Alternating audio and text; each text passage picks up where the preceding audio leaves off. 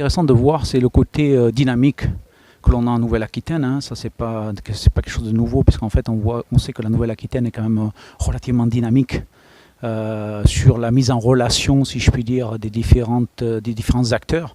Que ce soit effectivement le thème d'aujourd'hui qui était les grands groupes, les ETI, les PME et les startups, c'est effectivement de permettre la mise en relation de toutes ces entités, je dirais, de façon à ce que, parce que moi je reste persuadé que le 1 plus 1 est bien supérieur à 2, et donc forcément on arrive à faire des choses qui sont très très intéressantes, et la mise en relation est quelquefois ce qui est un peu difficile, sachant que les entreprises comme nous, ETI, ont un rôle, je pense, à jouer. On parlait beaucoup de l'Allemagne qui est structurée avec beaucoup d'ETI qui sont très importantes en Allemagne.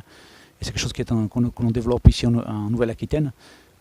Mais c'est une chose aussi, ces ETI, qui permet, je dirais, d'avoir aussi une certaine puissance, au sens, pas puissance, mais au sens marché, accès à certains marchés qui sont très importants. Parce qu'en fait, une ETI, en fait, c'est quoi? C'était une PME autrefois, on était une PME autrefois, hein, donc après, je dirais, ça permet d'être en étant une ETI, d'avoir une logique importante par rapport aussi aux des donneurs d'ordre, par rapport à des marchés ça va nous donner accès à des marchés avec des donneurs d'ordre beaucoup plus importants, et aussi avoir une surface financière plus importante, bien entendu, en étant une ETI. Et donc ça permet d'amener comme ça un certain nombre d'informations, un certain nombre de choses au niveau de la start-up, auxquelles la start-up quelquefois ne peut pas répondre tout simplement parce qu'elle est trop petite tout simplement, ou la PME, quoi. En fait, nous, c'est lié à la stratégie de l'entreprise tout simplement. C'est quelque chose qui est en relation directe. Nous, ce qui est très important, c'est la relation qui est directe entre entre PDG, entre la start-up par exemple et notre entreprise, et Philippe Berlier, notre PDG. Donc il y a ce lien humain qui est fondamental pour Philippe de comprendre bien le projet, etc.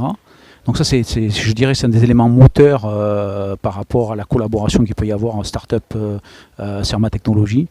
Parce qu'il faut je dirais que l'on adhère, enfin que notre PDG adhère au projet qui est monté. C'est pas simplement une solution diverse, ça doit être quelque chose qui est très comment dire, en ligne avec la stratégie.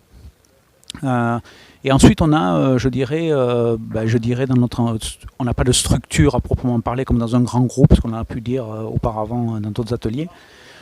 On a une structure relativement simple où, reportant directement à notre PDG, on a une personne effectivement qui va travailler, qui s'appelle M. Xavier Morin, qui va travailler, je dirais, à l'analyse, si je puis dire, de la start-up, à voir effectivement au niveau de la start-up l'intérêt technique, tout en travaillant aussi avec les différents responsables de business unit, puisqu'en fait on organise un business unit, et donc faire une analyse sur les aspects techniques et sur les aspects en même temps financiers associés. Donc voilà, donc on a une personne dans le groupe qui est davantage comment dire, associée à tout ce qui est croissance externe, puisqu'en fait on peut parler ça de la croissance externe, qui est en relation directe avec le PDG, et qui également, donc ce que je disais, c'est vraiment un lien très étroit entre un projet technique d'une start-up et après la société Cerma Technologies et notre PDG Philippe Berlier.